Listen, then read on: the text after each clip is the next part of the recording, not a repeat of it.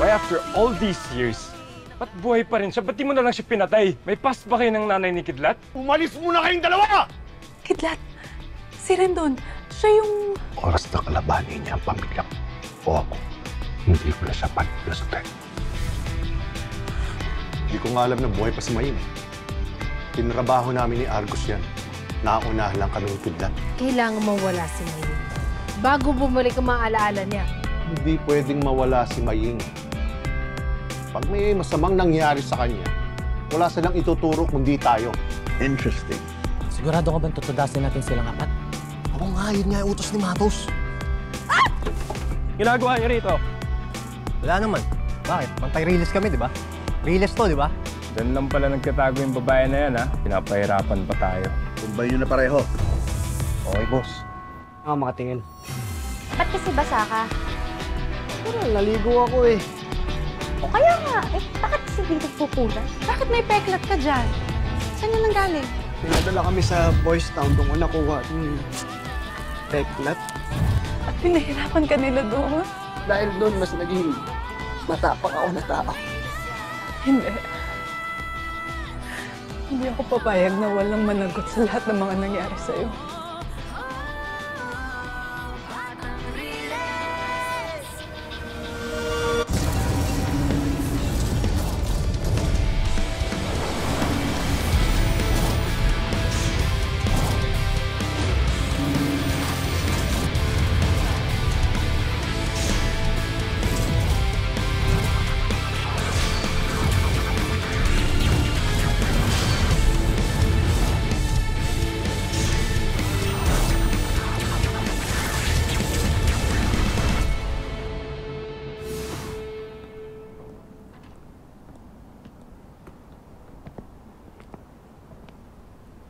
Tagumpay ka, pinsan.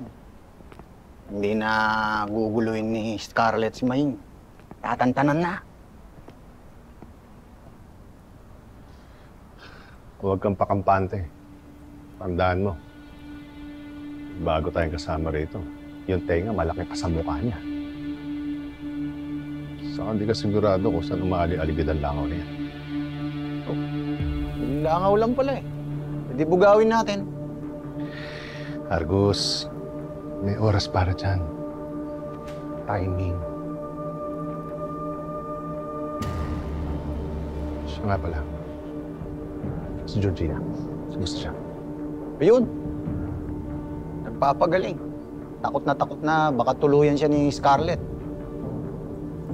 Ang importante, sumusunod si Scarlett. Wala siyang gagawin kay Maying. At tahimik na rin ang mga taga-Riles. Siguro, naisip nila na hindi nila tayo kayang banggain.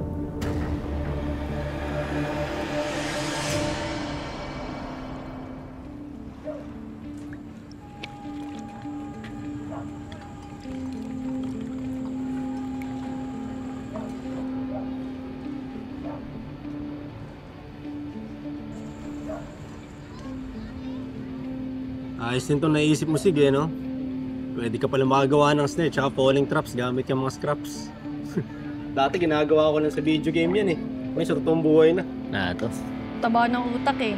Idol talaga. Yan ang malupit. Kahit life yan, niligtas niya buhay natin. Kaya sa'yo ko eh. Wala. Siyempre, yun yung kinalakihan ko, kaya alam ko. Dati kasi mga car parts, kaya naisip ko na pwede pala yun sa mga trend. Kaya, yun lang. Wala naman ano. Lodi, lupit. Close na pala talaga kayo, no? Di naman.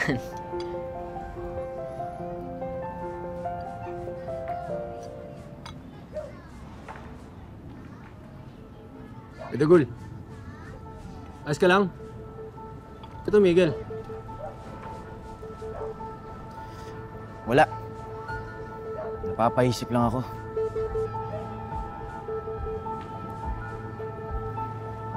Na sana makalimutan lang ni Matos na nangyari. Pati yung kasama niyang sanggano. Sana hindi na lang tayo resbakan. Sana nga.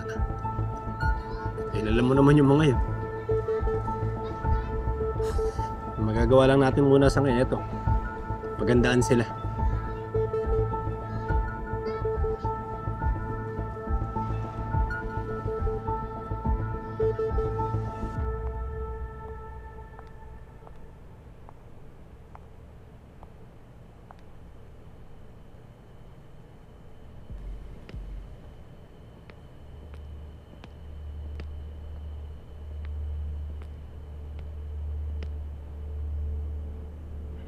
Ikaw na naman. Relax ka lang, maganda ibabalita ako sa'yo. About? Lapit na ako umalis dito dahil pina-expedite ko na yung pagpapaayos ng lab. Good. Buti naman. You look bored. I'm not. You're just annoying. Bakit ba galit na galit ka sa akin? Di ba dapat doon sa asawa mong sinungaling? Wait, bumawi na ba si Rendon sa'yo? Pinapatay na ba niya yung ex niya? No. Let me guess. Sinabi niya na hindi mo pwedeng saktan yung babae na pwede magsiwalat ng sikreto niya. Alam mo, sa tingin ko, si Rendon ang dahilan kung bakit buhay pa si Maying eh. Siya yung nagligtas dun sa ex niya. What do you think? I mean, seriously, napakabilis para sa inyo magpaligpit ng kalat. Pero bakit hindi niya magawa yun kay Maying? I don't think she's just an ex. My husband is not having an affair sa Tagariles na yun. I'm not saying anything about an affair. Maybe Maying is a baby mama. Like you. Shut up. I'm serious. Hindi kaya siya yung ama ng kidlat na yun. Think about it. Scarlett, you're a smart girl. I'm sure naisip mo na yun. Hindi mo lang matanong si Rendon dahil alam mo hindi naman siya amin. Pero may paraan ako para ma-confirm na ito.